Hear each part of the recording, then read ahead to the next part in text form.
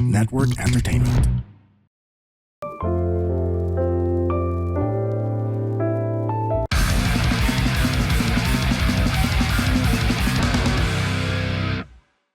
Hello na, welcome na naman sa isang episode ng HKM, ang paboritong podcast ng tito mong bakla.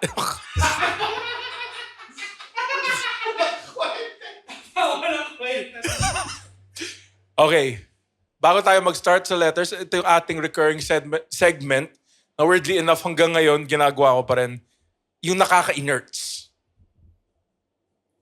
Nakaka-inerts, okay. Ay, sorry. Ikaw nang gumawa. Puta, may ginagawa ko. Nakaka-inerts! Thank you. Alam mo, hindi ko gets, guys, yung mga cemetery. Kasi whatever happened to like just ilibing mo na lang yung pamilya mo sa likod ng bakuran nyo? Di ba? Hindi ko gets na. Di ba? Bibili ka pa ng coffin. Alam mo kung magkano yung coffin na decente? 100K. 100K, men. Ano nangyari? Like, i-bury mo lang sa bakuran, hanap pa lang 2 stick. Gawin mong cross. Di ba dati ginagawa nila yun? Like parang may marker na may nakalibing dito. 2 bato. Tapos patong-patong na siya. Dude, ang weird eh. Isipin mo pupunta kang traffic. Tangina, bibisit tayo natin si mama at papa. Tangina, dadaan ka pang EDSA para lang makapunta sa Eternal Gardens. Whatever happened to, ilibing mo na lang sa likod. Totoong pangalan ng cemetery. Oh, Eternal Gardens. yun lang, man. Like, pag ako namatay ako, dude, tapon nyo lang ako sa kalsada. Patay na ako eh. Alam mo yan, kung may manggagahasa man sa akin doon, at least may napatuwa ako, pare. May napasaya ako kahit papano. Patay na ako eh. Mararamdaman ko. Siguro may nasa heaven ako. Creating na ako. Tangina, ginagahasa yung katawan ko. Damn. What the fuck? Yun na ba yun? Yeah, yun na yan yung nakaka-inert segment. Nakaka-inerts. I don't get cemeteries. Nakaka-inerts ang cemetery. Oo. Teka, dadaan ako sa bibig. Okay. Nag-eclipse. Sinabi ko na nga eh. Parang di nyo ako hinihitan eh. Sinabi ko na parang di nyo ako hinihitan. The total red oliero of the heart. Isa nyo. Okay, our first letter. Ang title nito, Beauty and Obese. Okay, a while ago, tinanong ko yung girlfriend ko na i-rate yung appearance ko out of curiosity lang. Sinabi niya 6 out of 10 daw ako at normal lang ang itsura ko. Hey, it's called settling down, not reaching for the stars. Sabi niya, itsura ko. At first, hindi ko naman siya masyadong pinansin kasi alam kong subjective ang attraction at iba-iba ang standards ng bawat tao. Inisip ko na rin nung kung kasama niya ako, ibig sabihin, attracted naman siya sa akin. Pero nung kwento ko ito sa isa kong kaibigan, sinabi niya na medyo harsh daw para sabihin sa sariling partner. Ayon sa kanya, kung mahal mo ang isang tao, hindi raw normal na binigyan mo siya ng 6 out of 10. At karamihan ng tao ay masasaktan kapag ganun ang narinig mula sa partner nila. Simula noon, napaisip na ako kung masyado ko bang binaliwala yung sinabi niya noon o nag-overthink lang ako ngayon. Kung ikaw ang nasa sitwasyon ko, King Freak, maapektuhan ka ba nito? Normal lang ba na maging ganun ka ka-honest sa pag-rate ng partner mo? O ini-expect mo bang mas mataas ang tingin niya sa'yo kaysa sa average na tao? Nako, Mr. Beauty and Obese. Grabe, ang hirap. Kasi importante din yung attraction eh. Like sinasabi nila na, okay, hindi importante ang looks, pero nakakatulong siya. Diba? Anong mas gusto mo? Baril na mukhang pahit na baril o baril na putang ina ang ganda? Pero parehas lang pumapatay yun ha. Pero siyempre, mas pipiliin mo yung magandang baril. Diba?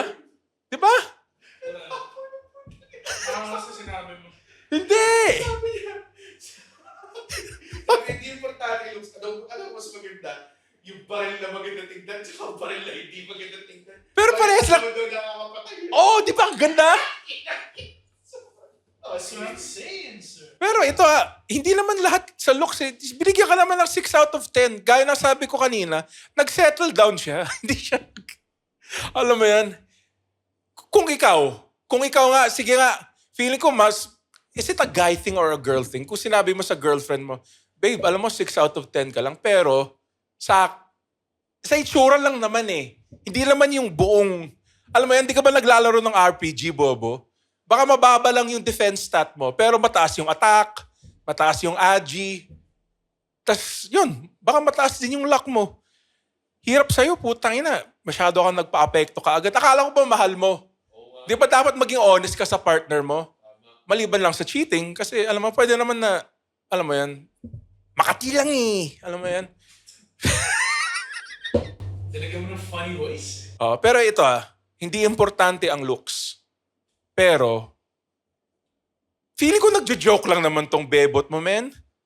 Feeling ko nung sinabi mo niya 6 out of 10, baka gumanon naman siya. Ikaw naman si Mr. Okay naman si South of 10 ng passing. Oo nga, passing naman. Dude, ako hindi ko sinasabing pangit ako. Pero di din ako gwapo. So ano ako? Tanga. Or, Ignore nyo lang yung background. Oo. Basta, hindi importante ang looks. Pag nasa sitwasyon kita, magiging thankful ako na may girlfriend ako. Ikaw kasi, Kinaslide na lang. kinaslay. Ikaw nga, swerte ka pa may girlfriend ka Ako, wala. Oo nga. Ang ina. Mas mataas ang tingin nyo kaysa sa... Hindi. Pero sa looks naman, hindi dapat sa personality. Di ba? Kaya nga may mga matatabang naka-shorts Di ba? Parang ang confident nito. Taba-taba mo, naka-shorts. Okay, yung mga matatabang may girlfriend. Matatabang may girlfriend. Di ba? Malamang hindi yan sa looks. Malamang hindi rin yan sa tite. Kasi dude, as a fat man myself, yung pubis mo, dude, lumilit Tagal na letang na to Tungkol na sa ito Oo. Basta lumilit yung edits mo. So ito He worked. he shouldn't, attraction, dapat honest siya, pero it's not everything. Kaya mo siya nakuha Pakita mo nga picture mo, i-rate ka namin. Di ba? Ayaw mo din. Kasi duwag ka. Si Dog K. Oo. Next letter. Okay. 8 months na kaming anong title nitong letter na to? Kath. Nakikinig siya Alam mo yung Kath? Kath, she stands with a well-intentioned man, but she can't relax. Basahin mo na lang. Sige. 8 months na kaming kasal at halos 3 taon kaming nag-date bago yon. 3 years, not bad. Gusto niya maghintay hanggang sa kasal bago kami mag-sex. Tangina. At nirespeto ko naman ang desisyon niya. Pero ngayong kasal na kami, ilang beses pa lang namin itong nagawa. Okay na, at least nagawa niya na. At hindi rin naging maganda ang experience. Been there, brother. Been there. Sa unang 3 o 4 na buwan, ako pa nga ang madalas na mag-initiate, pero kalaunan, tumigil na rin ako. Kalaunan, I don't know what that is. Halos 4 na buwan na kaming walang intimacy. Affectionate pa rin naman siya. Lagi niya akong hinahalikan at niyayakap. Pero gusto ko ng sex, bro. Palagi niyang... Sabi niya, bro? Oo. Palagi siyang may dahilan para umiwas. Bakit siya nagsabi ng kalaunan and bro? In the same paragraph. Tulad ng hindi raw siya... Okay. Ang palusot niya is, parati siyang may dahilan para umiwas. Tulad ng hindi raw siya maganda, o ang pakiramdam niya may iba siya... Pakiramdam o may ibang... sorry. Ulitin ko. Papasa ka na lang Oo nga Okay. Palagi niyang may dahilan para umiwas. Tulad ng hindi raw maganda pakiramdam niya o may iba pang problema. Hindi ko alam kung ano ang dapat kong gawin dahil pakiramdam ko ay hindi ko gusto at hindi rin ako fulfilled sexually. Lalo na't kasal na kami. Woo! Fuck. Divorce mo na to, man. Dude, ilang beses lang kayo nag-sex? 4, tas hindi pa maganda? That's why you need to get a freak in the bed, pare. Kaya dapat may premarital sex. Oo nga, tas yung saving myself for marriage. Dude, sobrang logjo na siya ngayon no? Kung hindi ka nag-premarital sex, parang virgin ka hanggang kasal ka. Bruh, taasan mo naman yung body count mo, pare. Fucking nerd.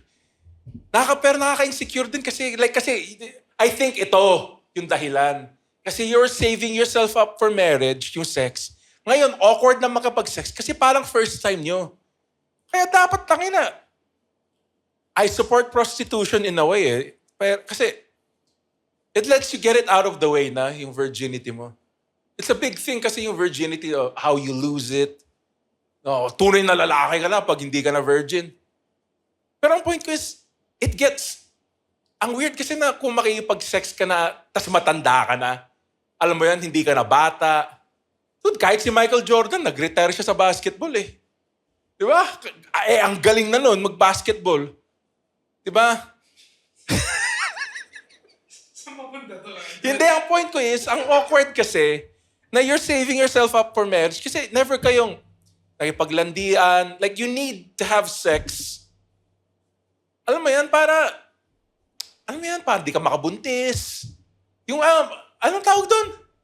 Sex education. Sex education kailangan natin dito sa Philippines. Kasi dude, may narinig akong fun fact na mas overpopulated tayo sa China. Oo, per square meter. Like, di ba mas maraming tao sa China? Pero technically, mas overpopulated pa rin tayo sa China sa landmass. Narinig ko lang to kanina. Pero kaya nga importante talaga ang sex education. Ikaw, affection, ayaw niya makipag-sex sa'yo. Malamang kasi hindi kayo naglandian eh. Puro lang kayo halik sa cheeks, holding hands. Ano kayo, mga bata? Ilang taong ka na ba? Tangina, sobrang bata pala nila eh. Hindi ka na-fulfill. I think, kailangan mong, gawin mo to para sa asawa mo. Kailangan mong makipag-sex sa ibang tao. Oo, hindi. Itago mo sa kanya. Kasi pag nakipag-sex ka sa ibang tao, alam mo kung ano na yung gagawin mo next time. Kasi, di ba? Pagka-sex mo sa kanya, paano mo nalaman itong ipinagbabawal na technique, di ba?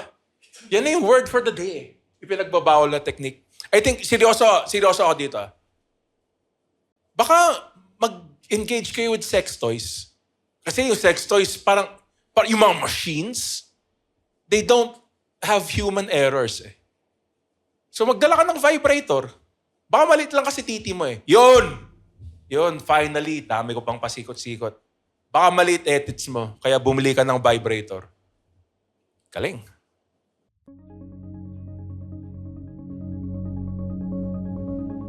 Hi, my name is RJ Ledesma. I wear many hats. I wish I had just as many heads. I'm a serial entrepreneur and I'm also an entrepreneur mentor.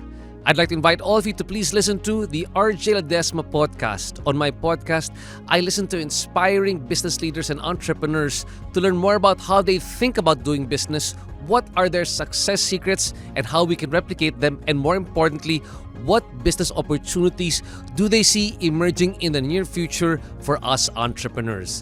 Listen to the RJ Ledesma podcast.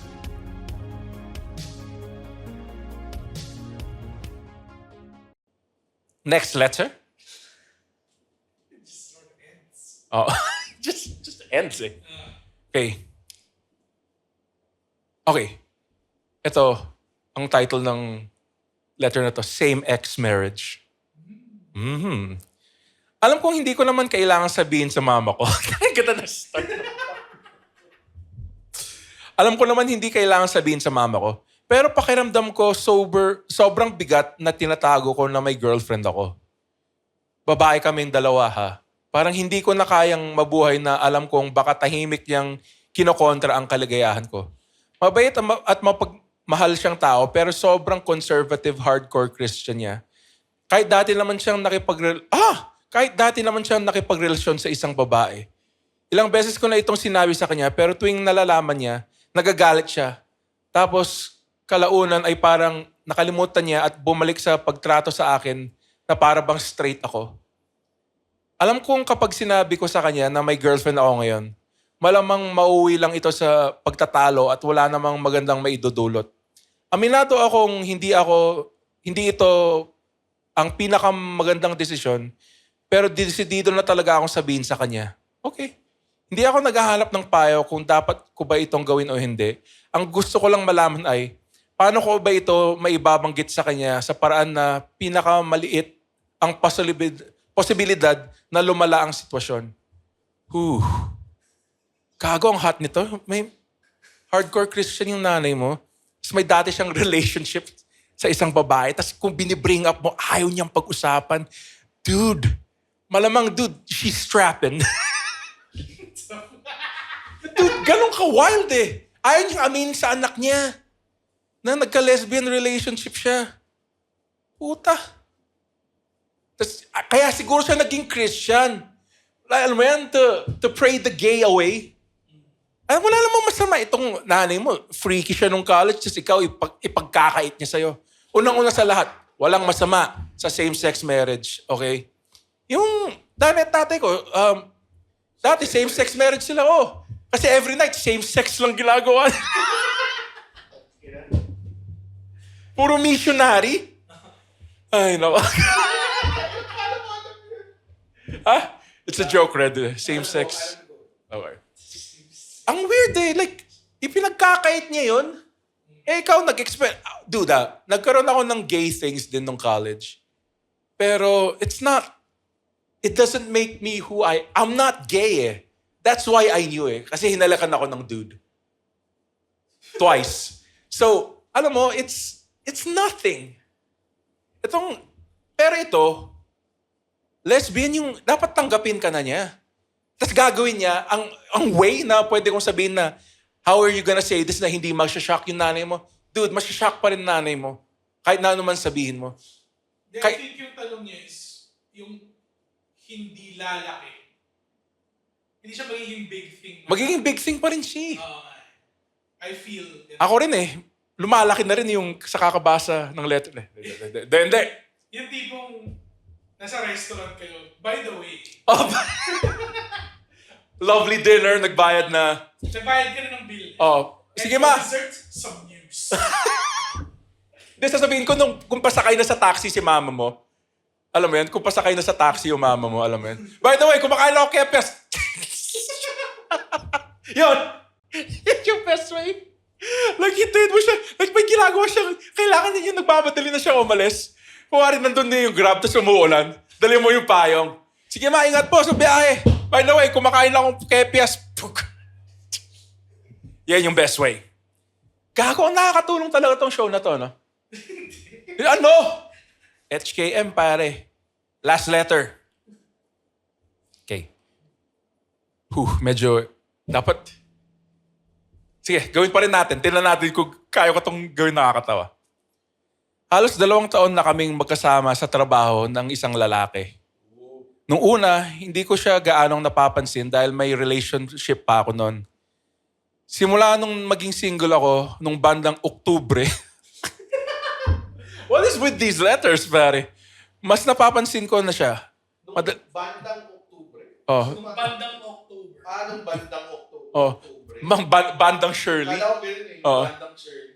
Bandang Oktubre. Gagong gandang name ng band yun. Mas napapansin ko na siya. Madalas kaming magbiroan at minsan parang naglalambingan o nagpa-flirt kami sa isa't isa. Ilang buwan na ang nakalipas, tinanong ko siya kung may asawa ba siya. Let me guess. Dahil napansin kong minsan may suot siyang singsing at minsan naman wala.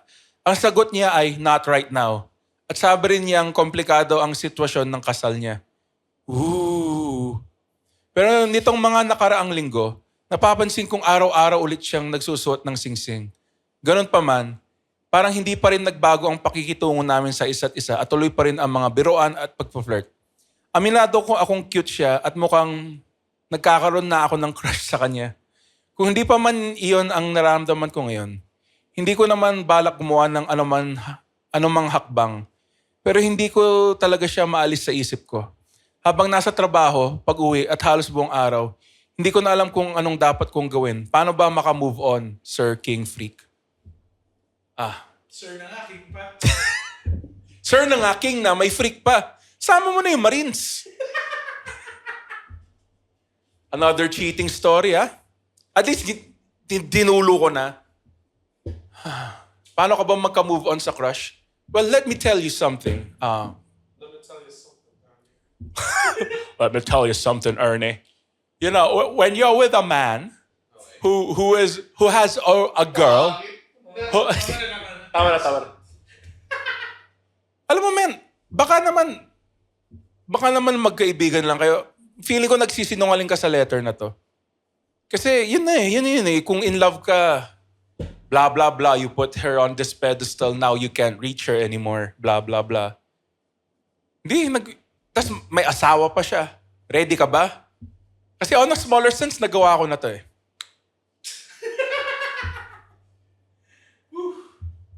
Ang masasabi ko lang, handa ka na ba?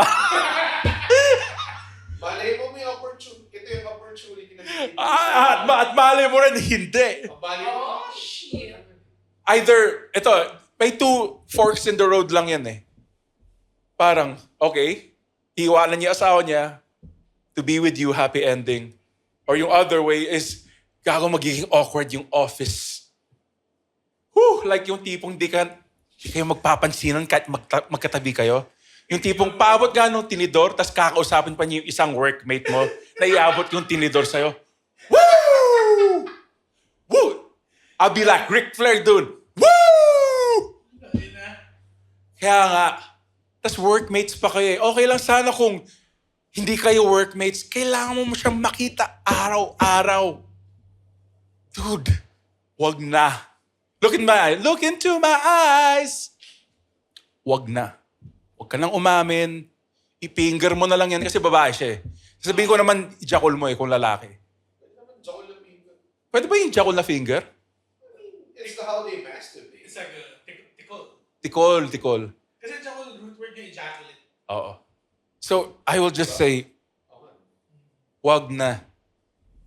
Kasi, sobrang awkward. Ako nga, na-awkward ako dun sa ginawa ko, tangina. On a smaller scale pa yun, ha? Minsan, pagpasok ko, oh my God, dude. Woo! Yes, ang short example ko, wag na please. Just dropping some lore. May nagsabi kasi na sa akin na, pag ginawa mo yun, parang maawa ka naman sa sarili mo. Alam mo naman yung mangyayari eh. Ikaw, girl, maawa ka sa sarili mo, tapos i-message mo na lang ako sa comedymoron@gmail.com. Hala. Thank you guys so much for another episode of HKM. Sobrang senong tong episode to. Keep sending letters, by the way, kasi if you die, this show dies with it.